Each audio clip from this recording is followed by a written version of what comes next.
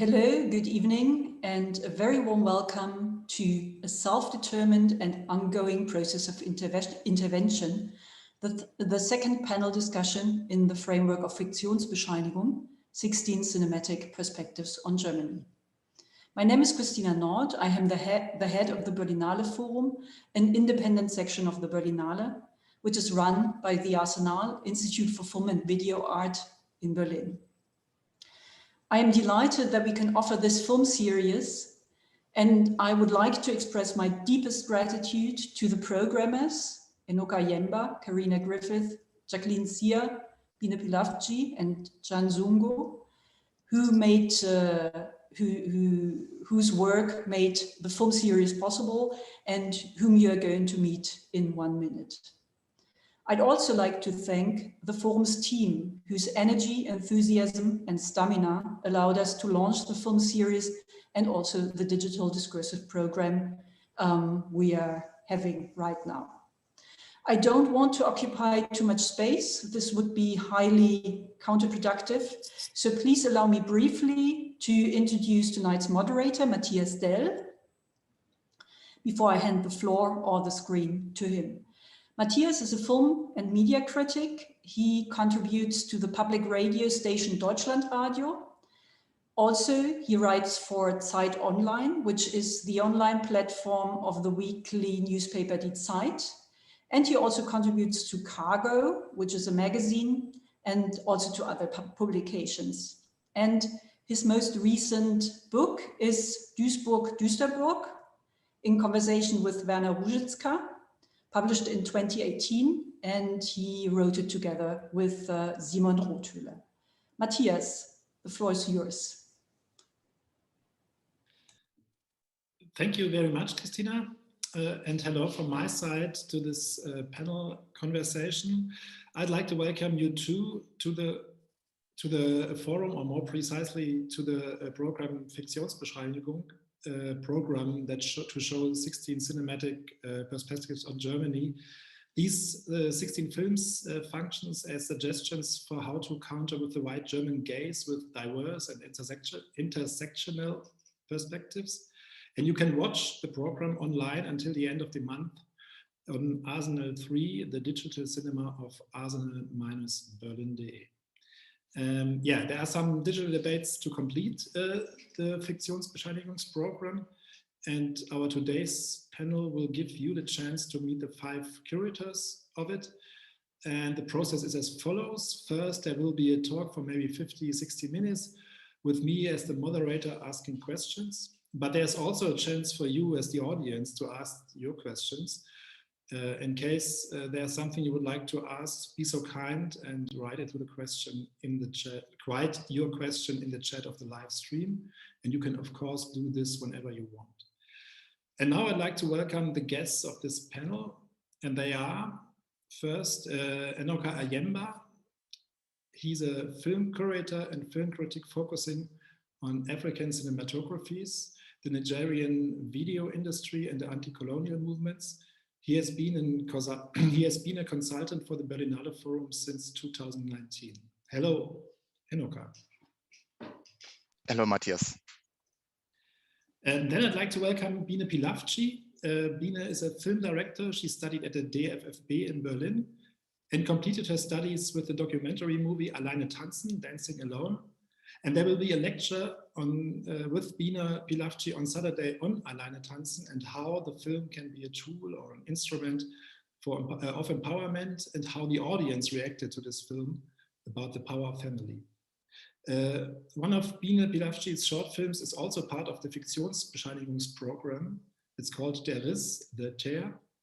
And Biene is also a co-founder of the film political initiative Nicht mein Tatort and the film network Neue Deutsche Filmemacherinnen.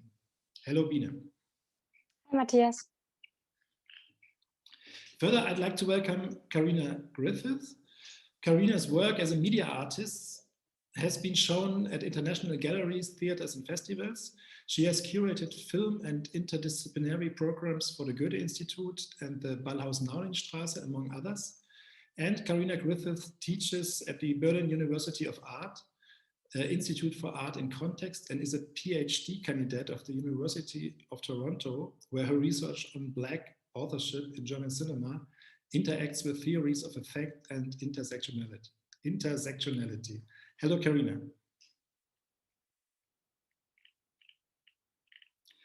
Then I'd like to welcome Sungu. Chan is a freelance artist, curator, and researcher. He has given lectures on film and video production and curated several programs on film and migration. In 2014, he founded the space Biene in Berlin, where he works as an artistic director. Since 2020, he has been running the cinema experiment Cinema Transtopia at the Haus der Statistik in Berlin, where the Fiktionsbescheinigung program will be shown in August. Hello, Chan. Hello, Matthias. And finally, I'd like to welcome Jacqueline Nsiah. Jacqueline is a freelance film festival, arts and cultural consultant, and she works all over the globe, for instance, as a co-director of the Cambridge African Film Festival in 2008, and as a producer of the real-life documentary film festival in Accra. Jacqueline Nsiah now currently works as a curator for the Berlinale Forum and as a project manager for the Goethe Institute's African industry film platform CineDB Africa. And she's with us from Ghana tonight, so props to the digital debate that make it possible for us to be all together. Hello, Jacqueline. Hi, Matthias. Thank you for the intro. Yeah, and after all these long hellos and introductions, I'd like to start quickly with the biggest questions to this program, why and how. So Biene, how did this team of curators came together? Did the approach of the Berlinale Forum, did you approach the Berlinale Forum to propose this program, or did the Berlinale Forum invite you to do it? Yeah, it's the second one. So Christina Nord, the leader of the section forum, invited, or you can also say in a positive way, she casted us to get all together and told her about her idea that she wants to go into the debate of racism in German films, with or without by purpose, and what we can do about this. And so we came together and we began to work together. And so you didn't know each other before? Just very, very slightly from different events, or not events, but different other jobs. Yeah, but very slightly, and just some of them. And so maybe, Karina, how is it to work with 5 different people on one program? I mean, there's 5 perspectives to find 16 cinematic perspectives on German cinema. How was that? How was this working to be together as a group of 5 people? Well, first of all, I think I'm hearing Biene's English voice for the first time. Everything we did before this was in German. So that was one aspect. I mean, I think that was only a bit of a challenge for me. Everybody else here speaks German fluently. But yeah, 5 different perspectives. We all have very unique, I think, positions and perspectives. But the job, the wish was to curate together. And I think that that was definitely a bit of a challenge. One thing that we did agree on was that we wanted to program a program that was, for lack of a better word, empowering. We can say positive. The first idea in the room was to curate something about racism and the possibility of showing films that actually also show racism. And that was the first thing that we agreed on, was that we wanted to show, to tackle this topic in a different way. So from that standpoint, I think we really came together as a team, but it was definitely a challenge. I think about The Breakfast Club. Do you know this old like 1980s John Hughes film? I don't know if everybody knows this North American reference, but like this idea of like 5 people coming together and each one of us has a sort of different background, and trying to make sure that at the end we have something that people want to see. And coming together in this time meant that you always came together in this gallery view on a Zoom conference like we are now. So is it helpful to work like this? I mean, we all get used to it by the last 15 months, but would you say it helps to structure discussions, or would it have been better, or would it have been better to talk to each other in person? Well, Chan's always trying to get us together every second that's possible. Chan, do you want to field that question? Yeah, I mean, this is, we didn't have the chance to come together actually in a physical space, which is a pity, but this was the conditions during the pandemic, of course, I understand. But we hope, we are planning something at the moment, definitely, yeah. Jacqueline, you are also working on the program of the Berlinale Forum. So what was, if you can say that, different from doing the programming there, which is also a very diverse and very global, and I mean, not very centralized, and it is very open choice which is made there. So what was the difference working there and working here in this special group on the Fiktionsbescheinigung program? That's a good, interesting question. I would say the main difference is, of course, we within the committee of Forum, we've known each other like now for some time, and we also had the opportunity to still watch films together. So that's one thing. I think that's a major aspect actually. And then also the selection process is obviously also a little bit different because we get submissions. That's one thing. So we choose from those submissions, whereas within Fiktionsbescheinigung, we had to come together and decide like what films we're going to show, like what criteria we wanted to establish, and then take the process from there. So, and also we were also limited, of course, in the number of films that we could show. So it was, yeah, Karina already said it was a challenge, but a challenge is also not always, yeah, it was a good challenge, I suppose, because we managed to get a very nice program together, and I think we can be very proud of that program. So yeah. The idea of this talk is that we now have after in some minutes we have a section where we will where each of you will talk about one movie to show something maybe which is more, or speak more concretely about what Fiktionsbescheinigung is trying to show. But maybe on this point, the question to me seems very close to ask, did you do some research to find movies, or was it just like everybody of you was, of course, filled with some special or specific knowledge about history? I mean, there are films like Gölge, which are in a way, you can say, famous or known as milestones of, in this case, the German-Turkish cinema. But for the other hand, a movie like 18 minutes Zivilcourage, 18 Minuten Zivilcourage, to me was a very was something like a very new thing, which was not known. So was there some? Did you went to data banks or reading some old film critics or festival catalogs to find something which nobody of you have known before? Yeah, I mean, first of all, we established kind of what like the criteria would be. And I think for us, it was very important to show, like, to have the film centered in Germany. That was like the main criteria. And then, yeah, and like also, like we wanted to also highlight films that maybe didn't get enough visibility at the time that they were that they came out.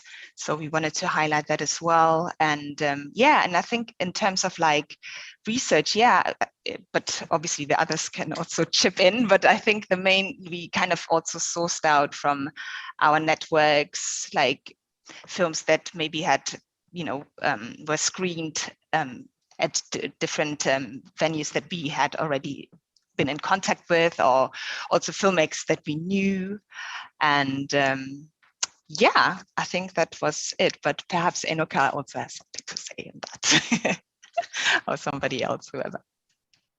Yes, I think as you said before, it was very challenging with 5 people.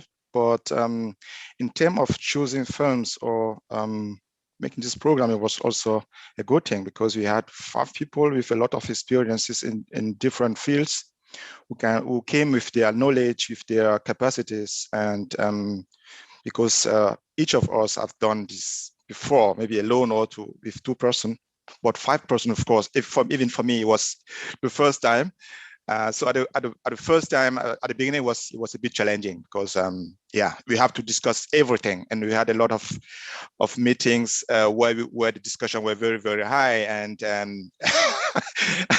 so. But for us, it's kind of we were learning about ourselves, but also about the colleagues. So it was a process. As we said before, some of us didn't know each other before. I knew, for example, Sungu, because I made one program in his place. I knew Karina from the venues. Biene, I knew her because you worked some days in a jury, but it was not that we were used to work together. So this kind of, as Jacqueline said, looking at our network works, what we did before, and this made that this program come up, and then I think it's just the sum of all this discussion, of all our experience, so to say, and of our being here in Berlin, in Germany. It was also, I think, was also important to bring the idea we brought. And for example, the title, it was it was something we had at the end, for example. But we know the second part of the title, we had it because we had the films. But the first one, it was a discussion, and we were very, very happy when Chan come one day and say, can we try this one? And I think all of us were just, yes, this is the idea we wanted, and yes, that's how we worked. It was the same way we were doing with the films. With some films, you were yes for all, and with other films, we were discussing again. But it was, as I said, for me, it was a very positive. Very positive way of working, and yeah, I'm very glad that I was working with you guys. So yes. Before Chan ask for the title, I just had one question, because Enoka, you have worked in Berlin on film programs like this one, or a bit different. I don't know, at least for 15 years or longer. What was different? Maybe we can say so, or was the same, or what changed in this time of doing this kind of programs, doing it in this time in this framework? That means working for the Berlinale Forum. What have changed maybe in, let's say, 15 years of showing film programs like this? I would say, actually, it's the same. I mean, you have the same. It's the same. I mean, you have you have your what you want to achieve, and so the main, you want something. You have a vision, and you try to achieve that. You want to make something interesting for all, or for an audience, for a broader audience. And in this case, it was difficult because it was in the air. You had a feeling that you don't have any chance to fail, so to say. So and you have a colleague who we are not alone. So So, but in a way, it's the same. But the challenge only the challenge are different, and also that you are working for the Berlinale. Of course, it's a name, and you have a lot of things are in stake. So in that way, it was different, but more or less it's the same. You have a public, and you have something. You have the film to choose. You have to put in a framework, and you want it to make it interesting, and so on. You want to make something understandable for the audience. And this is, I think, it's the same curating work. Actually, it's the same, but that with the difference that you a lot of us, and that you have to take you have to take this in account, that you are not alone, and that's all. And in that case, I think it was even better, so to say, to have the feeling that you can rely on your colleague, because they have a lot of knowledge and experience. And said if you are working alone, in that case, yes, I would make it again if it's to do it again, yeah. And you did it under the name of Fiktionsbescheinigung. Can, what kind of word is this? Where does it come from? What does it mean? Why did you choose it? Yeah, Fiktionsbescheinigung, it sounds a bit awkward, I know, for German-speaking people, but maybe some of the audience already know what is it. It's basically literally certificate of fictionality. We can translate like this in English. So it's a concept used in German bureaucracy. So when people from the non-EU countries apply to have their residence permit extended, they receive this particular certificate to cover the period during which their application is processed. And this certificate enables them to prove their temporary right of residency in Germany. So it implicates kind of temporality, a period of waiting,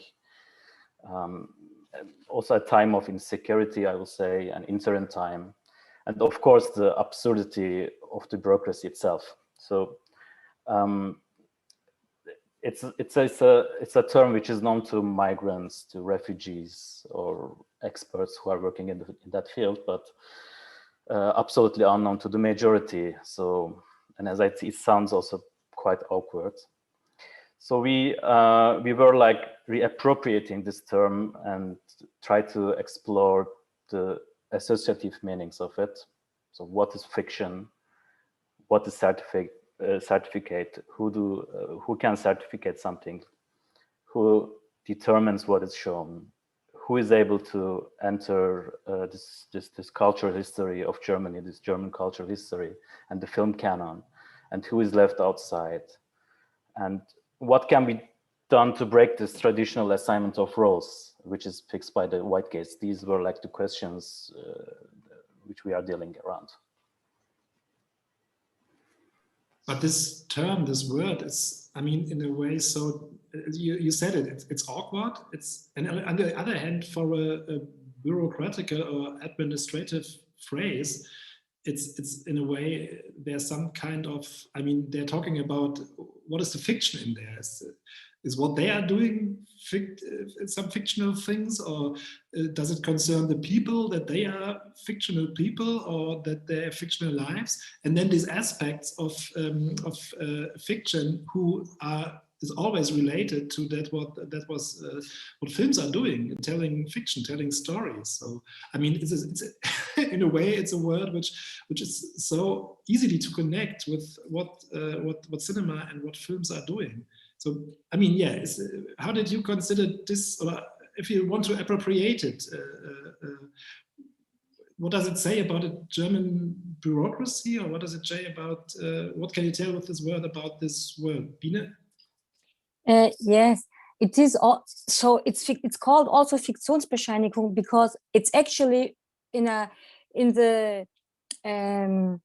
stands for I don't know how to express in English, but it's going on from the position. It's actually good for the one who makes this submission that he wants or she wants this to stay in Germany. So it's a fiction that the authority is going on from the thinking, from the thought. Okay, he or she has the right to, first he has the right or she has the right to stay in Germany. That's the fiction. That's the point from their ongoing process. It's actually positive, in a positive way for the one who makes the submission. So, but it's also crazy, because why it has to has this name, why it has for this phase a name, why it needs a name at all, because making the submission for permission to stay in Germany itself, it's enough to stay in Germany. And this is one thing that this is, as we as curator, we thought, okay, this is so typical German, and this is also something which even goes into the German cultural film canon, you know, all this kind of stuff, because because there you also have this kind of doors going in or leaving outside, or left outside, you know. This is also bureaucracy thought, which we, at least me, I know from my everyday life in the film industry. It's even there, and this is crazy. This is totally Kafkaesque and crazy and typical, and we thought, okay, we conquer now this name and doing something new out of it. Karina, you want to say something? Oh. Yeah, no, I think that, you know, what Biene is saying, and it's really important, I think, to the program, this idea of this liminal space, you know, of uncertainty. But going further to your question about how can we appropriate this term, for us as well, this is something we spoke about, that these films certify that the idea of what is German is a fiction. You know, the idea of what is considered German and what can be considered German is a fiction, because you have to understand, you know, many of the films and the filmmakers in this program are German. I mean, all the films are German, but many of the filmmakers are German, born in Germany. So they're not necessarily affected by, you know, something like a Fiktionsbescheinigung, but still this idea of being in this liminal space, and the idea that they can certify through their perspective that there is a whole other side of Germany that does not get seen. That was important for us in terms of appropriating the term and taking it beyond its original meaning. And on the other hand, there is this aspect, if I understand Biene right, which makes this word so ambiguitaire.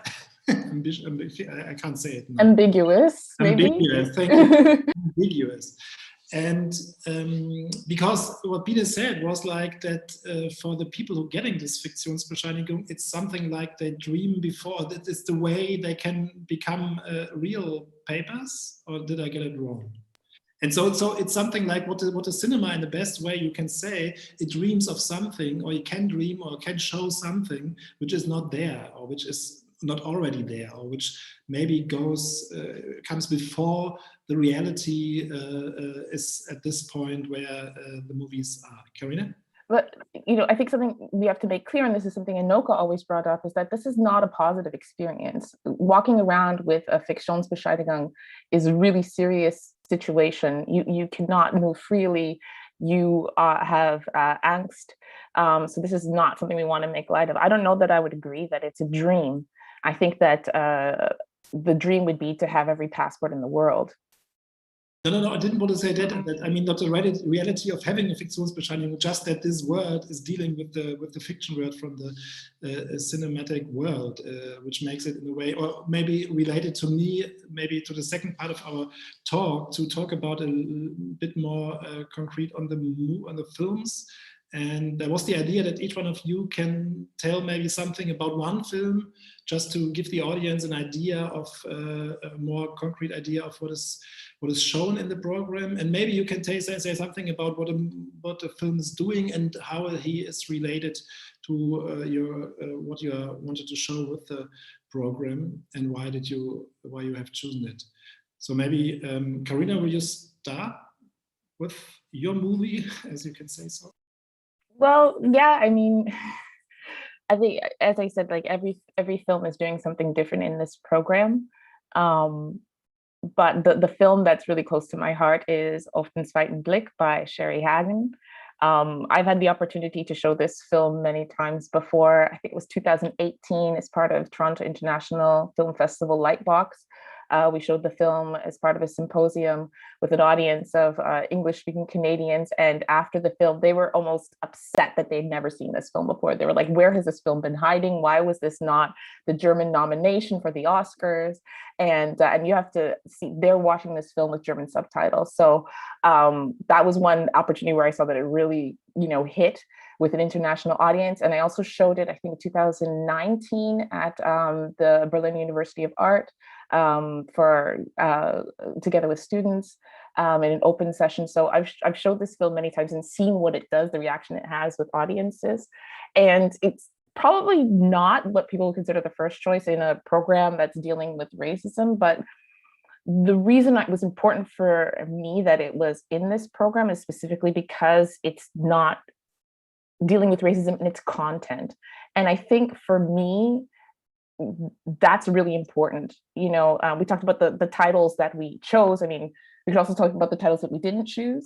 One of the titles was, why does a Black filmmaker have to make a film about racism? The second film was a riff off of Jeremiah Lemahang Mazessi's film, Racism, I Am Suffering. This is the last film program I will make about you. So there was ambivalence in the room about this topic of racism, and I can be honest from my side, So this film was for me really a film that, as I said, doesn't show racism in its content.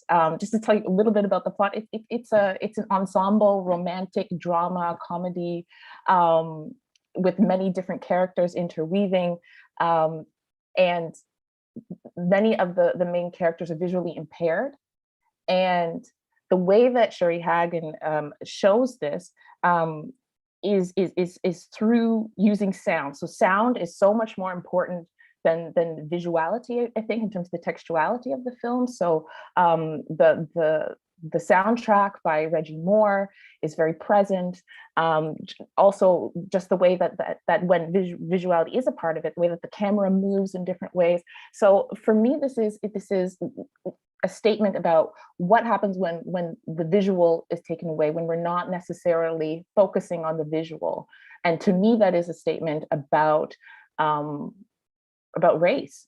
And other than that, it's just a really great film. Thank you very much. Can, will you be the next one to tell about another movie of the program? Yes, maybe I say something about the film by Nargis Kalhor with the hilarious title, I would say, In the Name of Shehrazad and the Erste Biergarten in Tehran. So it's like German-English mixed title. So it's a film, which includes basically many films in it. So it's a film about film, but on the other side, it's in a different way, I would say. So Nargis Kalhor, the director of the film, she came from Iran to Germany, also for studying film at the film school in Munich at the HFF.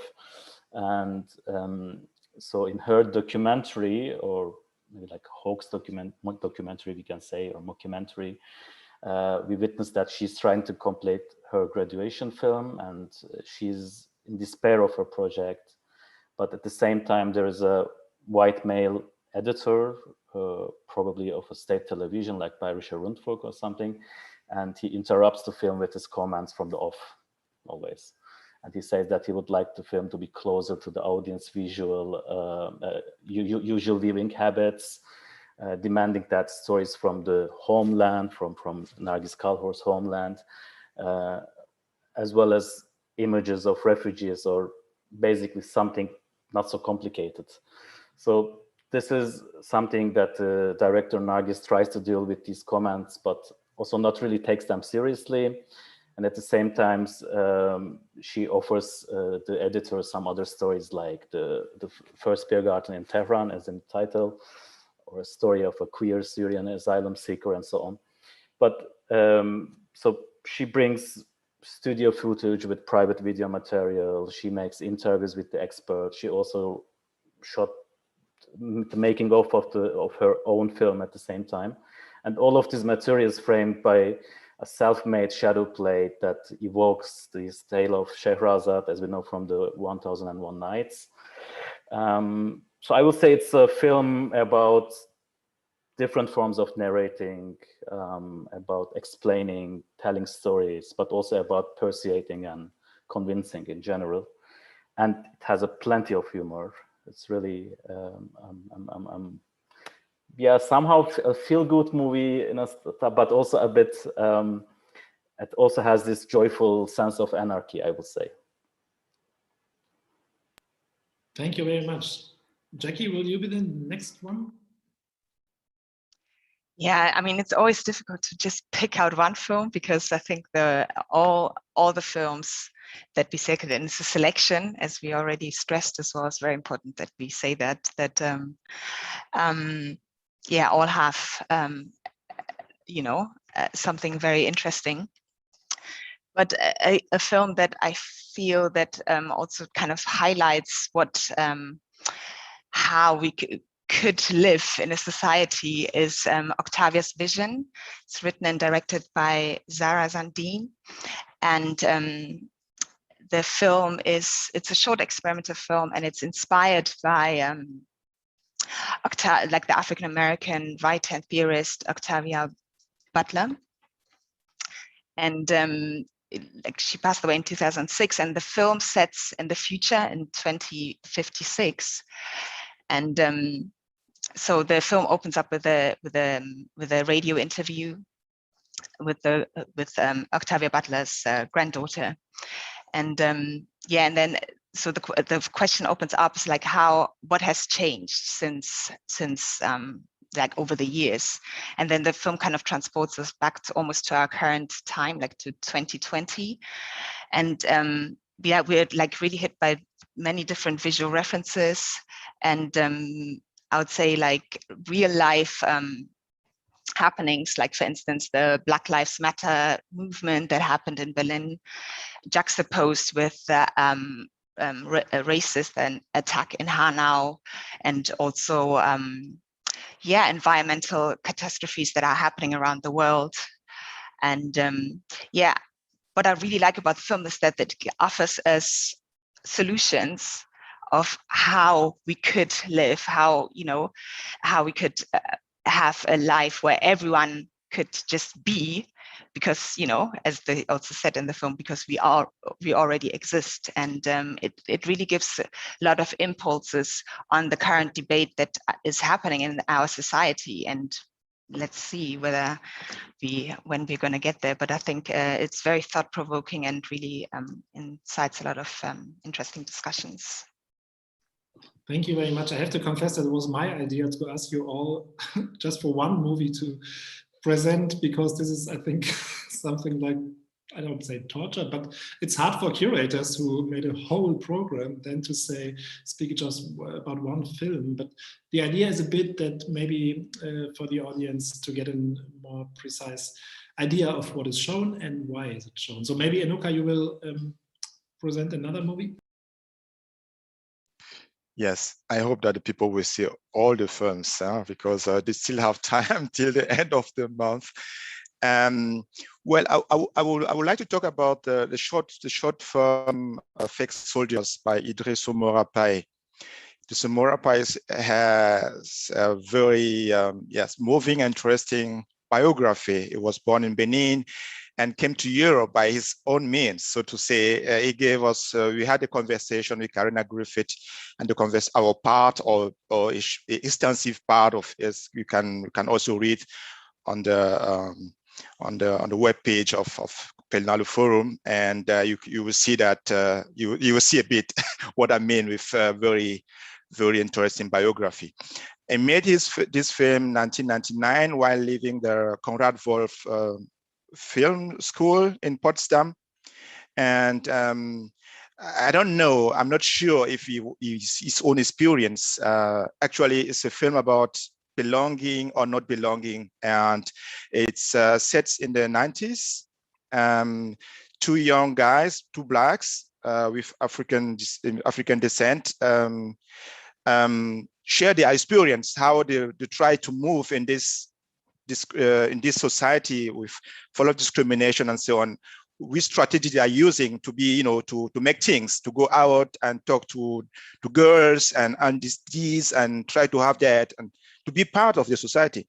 And so one of the friend that don't know, and he tell him, no, look, we are here, and the GIs, black GIs, liberate this city. So so they are better, they have a better condition. They are better known. They have a better. They're better considered in the society than us. And so maybe you have to be like a GI. So we also have access to what the normal, the other people are doing. And so they try it, but for a short moment it works. They have access. They are going to the clubs and all this, and but only for the woman, for the one moment, and the hugs will be discovered, and they will go back to their condition. So it's also, as I said, it's also a lot of humor, of course, how to do that, and I think it's also a film about camouflage, how you try to survive or to be part of a society which don't want you fully because of in that case, because they consider that you are not you are subhuman, let's say. And I have to acknowledge that it was the first film I talked when we have the first meeting with Christina Nord and Stephanie Strathaus from Arsenal, and it was the first one that I was talking about, because it is a German film. It's a film talking about you have for example Caroline Peters, which later became a very important comedian in Germany, playing there. She was young there, and the cast is very, very diverse. And so it was something I had the feeling that he portrayed the life of some Black people in Berlin. He portrayed a very important moment in the history of Germany after the war, after the two countries, after the reunification, and it is something. It's giving the situation at that moment, maybe, and I do think that because Idris Morapai, the director, lived here before the war failed, and afterwards he had this kind of feeling, knowing what was going on, and that's what he transposed in this film. Very, very interesting, with only I think 30 minutes, but very full, and it can be. It could have been a long one actually, but he reduced it in 27 or 30 minutes. Very intense, and yeah. Thank you very much. And last but not least, Biene.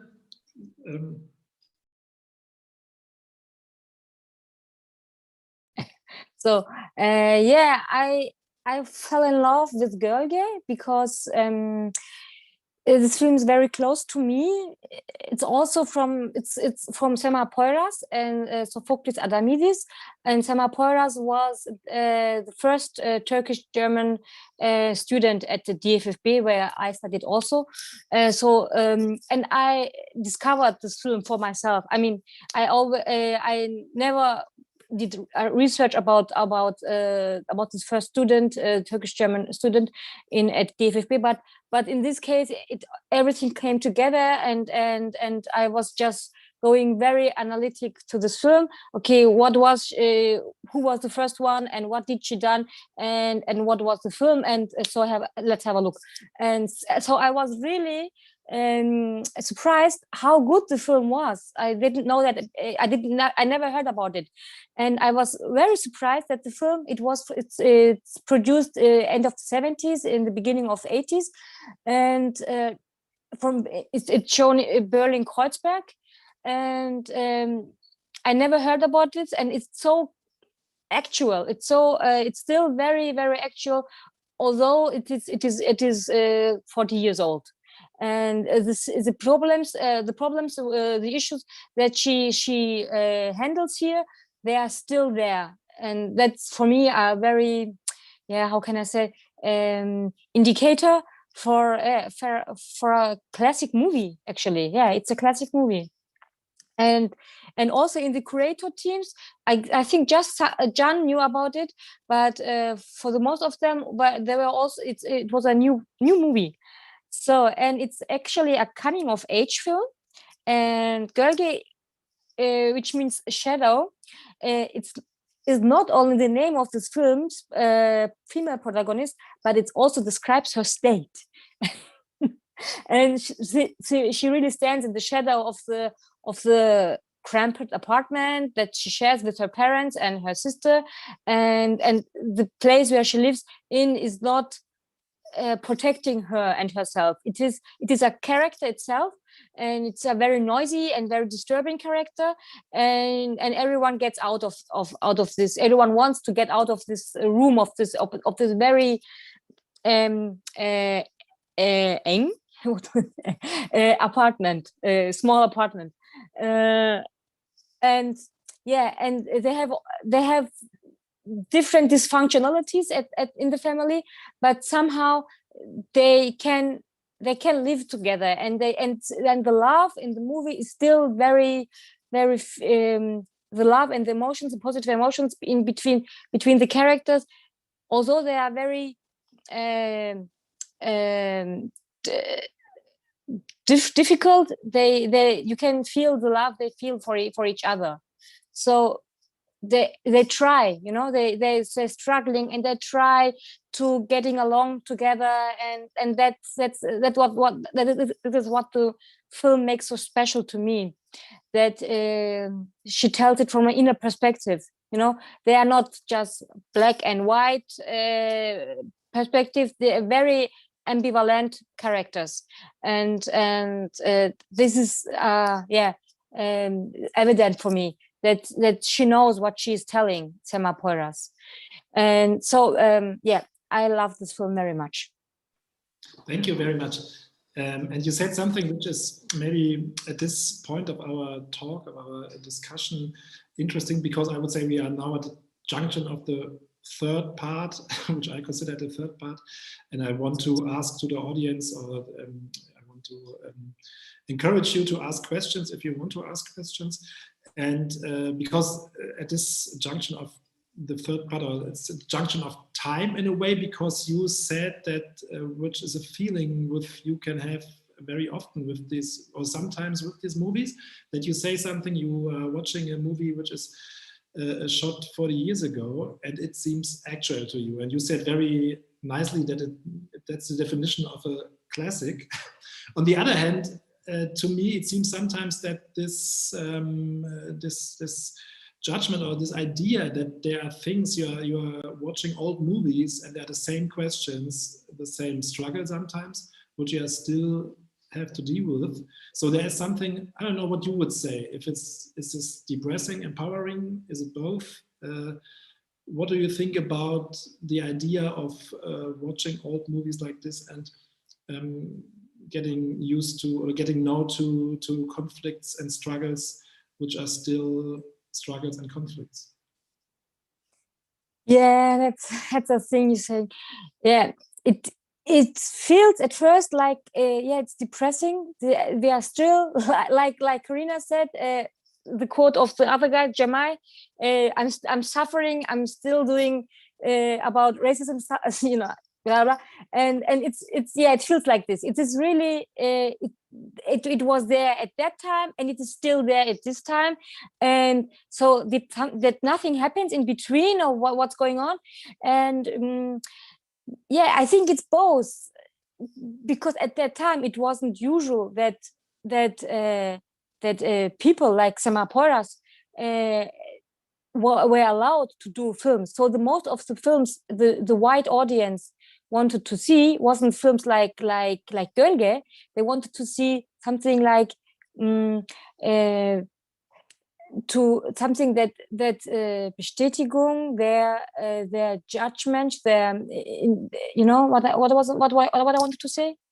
That what justifies their judgment. But yes, the Turkish German audiences and many other audiences wanted to see that film at the time. You know, that's yeah, but the Turkish audience doesn't want to don't make decisions. So the decisions where the money is coming from makes different people, white people, white German people, and so Nsiah Poyraz also told me that she was trying to do afterwards, after her studies, although the film is really great, she had so many struggles to going on with her job, with her profession, but she couldn't do it because they didn't finance her project. They just she just did very few projects afterwards, and also she had family problems with her parents. They were sick. She had to look after them, and so she couldn't work at all. So she's completely different stuff afterwards. Something with pedagogic branch and industry. You know, something totally different, which is also nice and good. But then when she was really at the ground, at the floor, when she couldn't struggle anymore, then she met another student from DFFB at Berlinale, and they were talking in Q&A. So it's a film. So she offered her a job as an actress, and then Nsiah Poyraz came somehow back to the film industry as an actress. And last year or something, she got a best actress newcomer, and she's I don't know, something about 60 years old, and but it's great. But what I want to, sorry, now I distracted. What I wanted to say was, it could feel depressing, but on the other hand, nowadays the films which are told from the inner perspective are coming from my feeling in shorter distances than at that time. So you get more reflected, and something would be coming out of these reflections. Is there somebody other who wants to say something about this question? What does it mean to watch old movies and find out that they are still actual in what they are telling? I mean, I can say something about this, although I don't really find very surprising that some of these films never be shown in the public programs, or just very rare somehow show to the audience. It's really sad, actually, to this collaborative work on this program showed us basically that is also very sad that these films were ignored and never been seen as a part of this so-called national film heritage in Germany. And I think that's why one of the important points of this program is also it's a rare possibility to see some of the films maybe in the first time, or one of the rare possibilities to see the films at all. And in order to understand or like just come a bit near to the some other perspectives which were not really known at that time, or like, for example, we have another film of Nsiah Poyraz in the program, a short film, The Türhüter, which is a really rare perspective on the Berlin Wall by a Turkish migrant families living next to the wall in Kreuzberg. So she was basically interviewing the families and talking about the borders, about the wall, also like about personal borders between the people and so on. So this is something which was not part of the mainstream discussion if you're dealing with the Berlin Wall, because it was just considered like a German issue, you know. And for me, it's basically one important point why we had to include some of these older films also into the program. This is definitely a good good choice, because I really appreciated that film too. And maybe I want to change a bit the direction and try to look forward in a way, what you said, Shan, that these movies all belong to the heritage, to the German cultural heritage, but they are not really accepted or not even known that they are part of this heritage. So what Fiktionsbescheinigung tried to do is to change something about it. So my question will be, what will be something, try to talk about consequences, inspirations, or the power of Fiktionsbescheinigung in asking you what will be the part, the role. Will there be a next Fiktionsbescheinigungsprogram next year in Berlinale Forum, for instance? Or how do you consider your work you've done this year when you think about next year's Berlinale? Karina? Before I attempt to answer this question, let me just point out the relative absurdity, because it's sort of like asking a dinner guest, like, what's on the menu for breakfast tomorrow? You know, I mean, we're all guests. And I think it's a really important point, like, who is guest and who is host? So, you know, this question of what happens next year, we really don't have the power to decide. I think that I'm not sure that the program has that type of power. You know, I knew this question was coming, and I keep thinking of this quote, you know, when and how I enter, you know, and it's very old. It's from Anna Cooper. She was born a slave in Southern United States, and went on to do a PhD at the Sorbonne. But she writes, you know, when and how I enter, if it is not by violence, you know, not by suing somebody and not by patronage, then the rest of the race enters with me, you know, to paraphrase it. And, you know, we didn't enter this with violence. Nobody broke down a door to get this job. We didn't have to sue anybody, but we all are here via patronage. And at this point, you know, I'd like to mention again, Christina Nord, thank you so much for the opportunity and for bringing us together. But it was definitely on this person's patronage, and patronage meaning, like, you know, a little sliver of privilege. So that's what I mean about, you know, just the relative absurdity of the question. But to dare to dream, you know, in putting together this program, we talked about what we would like. And it got me thinking about other programs such as Planet Africa at the Toronto International Film Festival, which was started by Cameron Bailey. And that was a special kind of program within the festival for African diasporic films. And this was really special thing because, you know, even for Black German films, you know, such as Branwen Okpako's, one of her films also showed there. So something, and it ran for over 25 years, and to some people it was only known because of the amazing party that it had at the festival, which, you know, is something that maybe, you know, Fiktionsbescheinigung needs. But it could be a model, and it's something to really discuss. And this is hopefully a conversation that I would really like to have, hopefully in public, maybe next year. But to see if, you know, what does that actually serve to have a separate category. But there is this kind of idea of, you know, if you build it, it will come. If we have a program that's regularly thinking about racialized filmmakers in Germany, will that create a space, you know, create a space for these films? And maybe we have to think about a different format or a different way of going about it.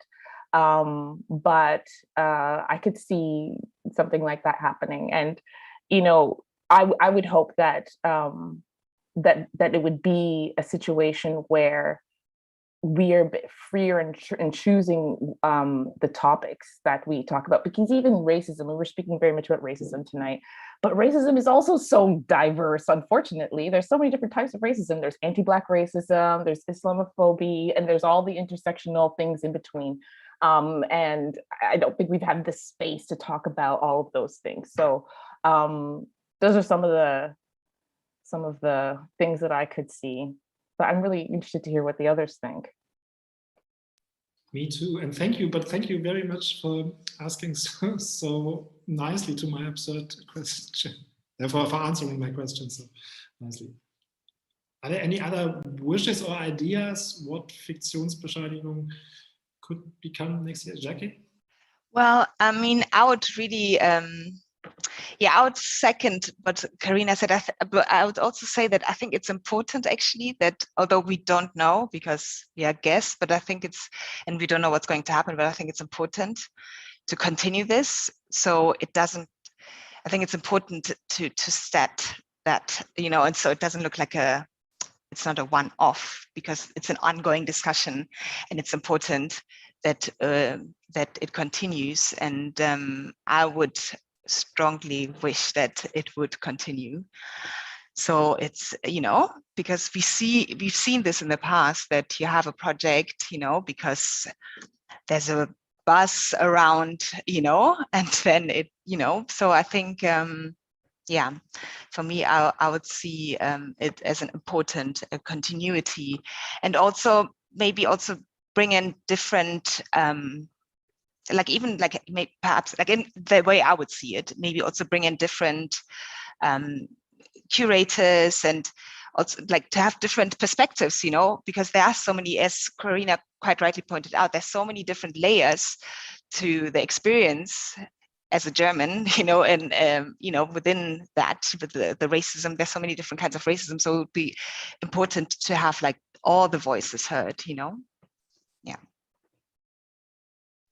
So I get you right that you, when we consider this as a brainstorming, so the Fiktionsbescheinigung curatorship changes every year from now on. Maybe with some continuity. I don't know. Enoka, do we have some ideas about what you've done can be furthermore? Yes, I think what clear is that is a fact that is something missing, and we can see from the reactions of the people, of the press, of the media, of the people wanting to watch these films or the films we have selected. That means there's there's something missing there, and so we have to dig in and see exactly what's missing. And I think the idea of changing curators and every year, or I don't know, every 2 years or 3 years, I don't know, giving them a task and doing this, maybe also interesting, maybe also positive also for the Berlinale. And not only one project and then okay, it was good, it was nice, see you, I don't know, in 10 years. I do remember that I think it was even 12 years ago, there was I think it was in Panorama section. It was a program just like this one, but focused on Afro-German experience. And it was only one time, and this was it. It was successful, you know. But they made it one year, and the next year they were over. So we don't want to have this experience again, because this is broader, and we see, or we still see that there's a missing, and that the forum did it is nice, but I can also imagine that the other section can do the same. I'm asking myself, for example, why in so many years, for example, you have this section of I think retrospective, I think. And every year, sometimes I'm watching, why are always this man, this old white man in this retrospective, for example? I mean, I never see one from Asia or from Africa. I don't know what. Always the same. I had the feeling, but they have a lot of highlights. Why I don't know. You know, trying to have more, you know, sexy perspective, you know, retrospective. For example, I mean, just one example, but I think we can think on something which can one try to close this missing or this gap we have here. And I mean, all these ideas are nice. Every 2 years or every 3 years. Changing curators, flying curators with nice programs, why not? And yeah, And I also think that the Berlinale, like a lot of these institutions, have to work on these topics. I mean, this is their task. I mean, we are living here, and these films are German, and as you have stated, and so it's their task to try to tackle these topics, just like the Berlinale Forum did or is doing.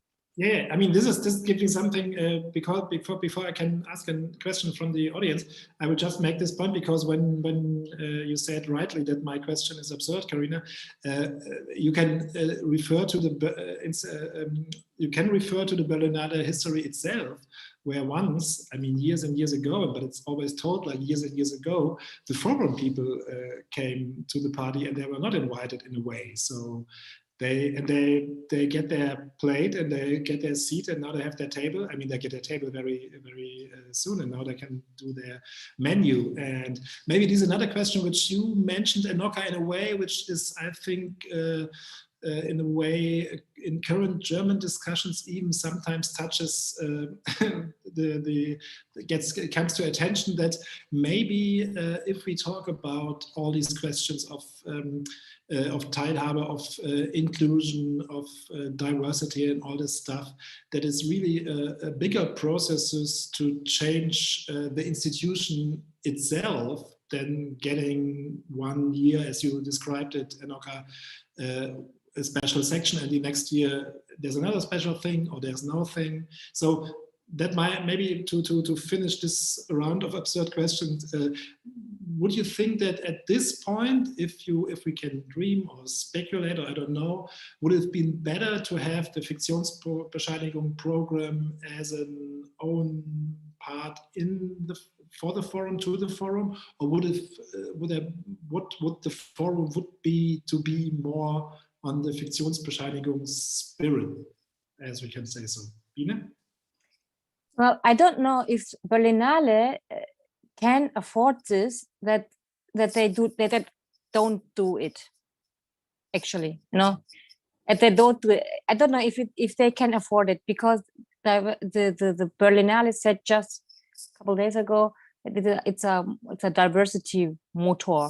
So I think it's not about just inviting films from all over the world. It's not about that. It's also about what's going on here in Germany itself.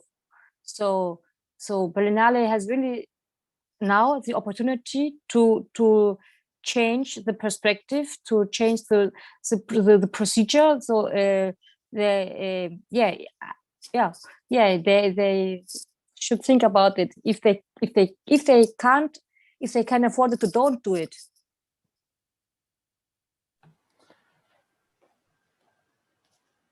John, go for it. Yeah. I think, I mean, if there's a way to make it sustainable, I mean, that we don't do it just once, like a special issue, special topic thing, but because this is the way how most of the institutions dealing with such issues like diversity. I think if you can find a way to make it sustainable, we also make a statement. And I think Forum is an institution which understand this statement, and I think they will show also their willingness to make this program sustainable. And this is definitely also very important, that this section somehow will be presented as a, just beside Forum and Forum Expanded program. It's part of the official Berlinale program. And okay, this year was a very special year. It was also very hard to plan. This is totally understandable. But I also wish that we see the program also at the cinema again. I mean, at the same time during the Berlinale. Now this year is like this, that we are showing the film program at Cinema Transtopia in August. So this will be the possibility to see the films on the screen. But for the next year, definitely it should be presented during the Berlinale also. So these are my thoughts about the future of the program. And I definitely wish that it continues also with some other people, maybe more participative, maybe focusing on certain kind of formats. I don't know, maybe we can do some edition more focusing on documentaries or archives or short films. I don't know, like there are a lot of ideas that we can deal with. Maybe there's another question. I can ask you this one before, because it direct follows on what you said about that Cinema Transtopia will be the place where in August these films, which are until the end of the month, shown at Arsenal 3, the digital cinema of arsenal-berlin.de. But yeah, you are running this independent space, Cinema Transtopia. How is your experience there compared to the Fiktionsbescheinigungs experience? And maybe you can say something about what Cinema Transtopia is. Yeah. Cinema Transtopia, we opened in September 2020. So actually during the pandemic, it was opened at Haus der Statistik at Alexanderplatz. It's an old GDR administration building, which will be renovated in the coming years. So it's basically, we dedicated a cinema to our film program, which we are doing since 5 years already in Bibak, in some other part of the city. And so it's a cinema experiment. That's the way that we would call it. And we try to explore cinema as a social space, as a space of social discourse and exchange and solidarity. And the main questions where we started to this project was, how can a new kind of cinema be collectively created within a transnational society? So in our program, which is actually a curated film program, so it's a bit different than the usual art house cinemas, let's say.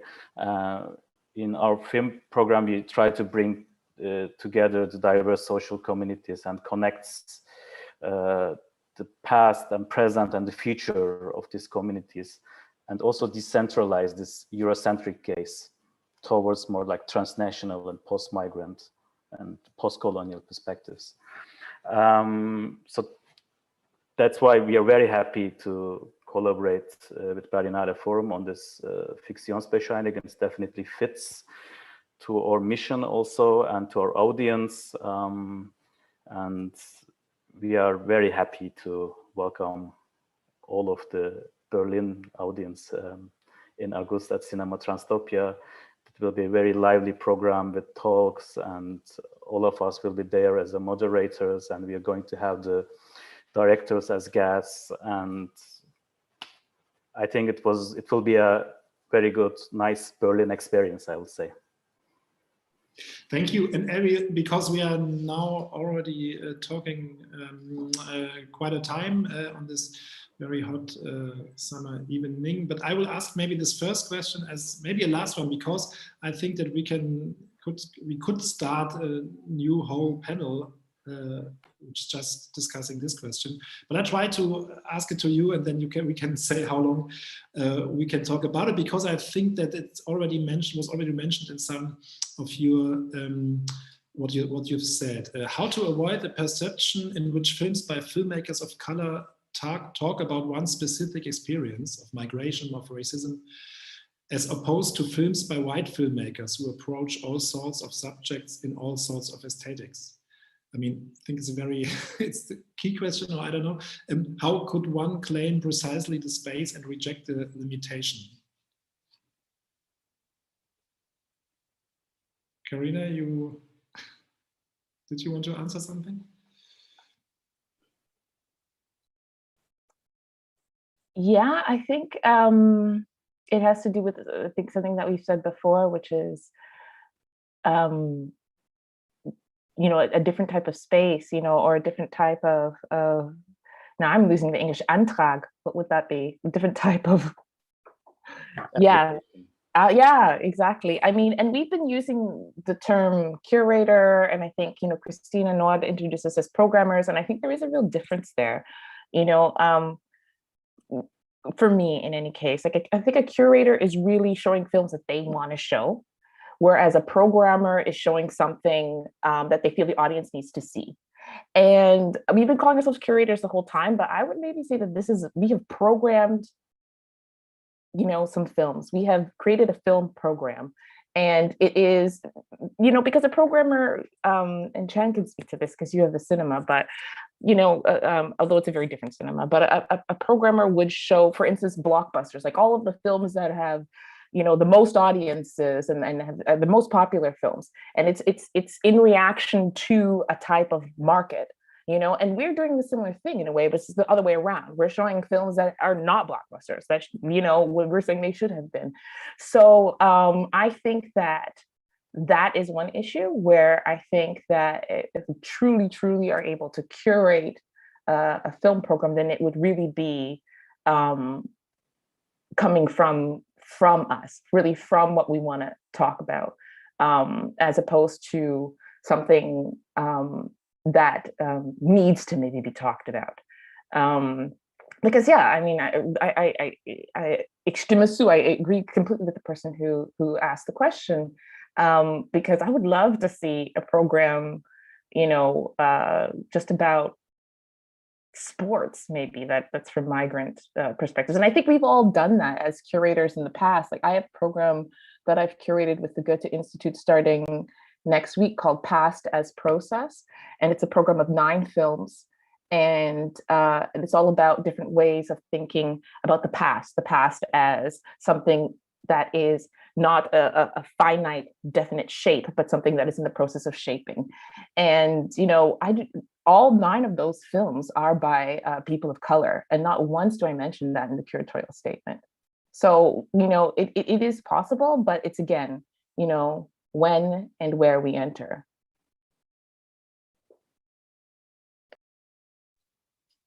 Thank you. Is somebody else who want to admit something to this question?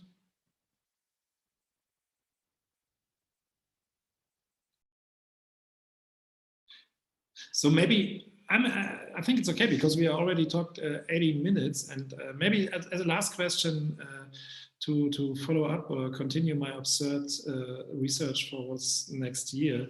But when we talked about in the beginning of how to do this program, where my bad English made curators out of you, is what do you think will be there? Because this problem of that there, what Chan said, and I think Jackie said it in another way, these are always, all of these films are films which are not really part of what we call the canon or the heritage of German movies. They are there, they have to be refound, they have to be rediscovered.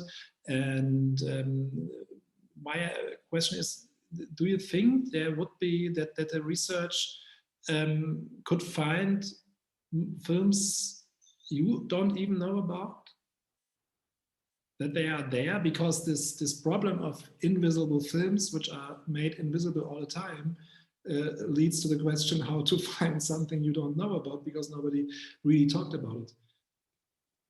Maybe it's an absurd question too. I mean, for me, it is always like that. Every time I'm involved in kind of a program, I am finding a new film which was shot in Germany by a director of color, and I never heard of it. And it is like this because, there's the archives, for example, it is, they also have their own politics, like somehow they include some of the films in their catalogs, some not. There are some kind of decisions. I mean, I'm not talking about racism now, but like there are a lot of aspects which is also influencing this process of archiving, and that's why we usually these kind of films staying in the shadow. And for me, it is always a new kind of experience and discovery if I'm doing a program.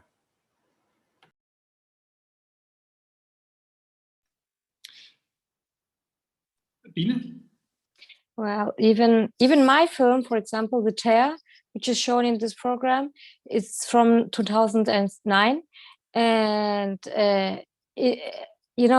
even this film I couldn't find in the archive. And I was really I did some kind of research to find my film. I mean the 35mm copy. It's I give it in the hands of the day of well, I don't want to mention some names, but I was thinking, okay, it's there archived, the copy, you know, and I was very glad to know that it is there. But then I found out, because it was the question if we show it in this program also with 35mm, and then I found out it isn't there, but it was there, but it was lost. They had to find it again, and it's from 2009. So think about it.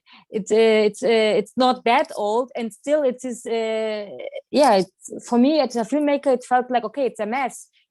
But what kind of system they do have for doing the archives? I was giving it to their hand in vertrauensvoll. I thought, okay, they're gonna do their job. I don't want to be unfair now, but I don't know the system and everything, but it felt like, okay, maybe they don't know where what to do or where to do my short film. It's strange. It feels really strange. Yeah. So thank you very much for the talk. Sungu, Biene, Pilavci, Jacqueline, Nsiah, Karina, Griffith, and Enoka, Ayemba. And thank you as an audience for your attention to our discussion. I'd like to point out to some other programs in this digital debate section.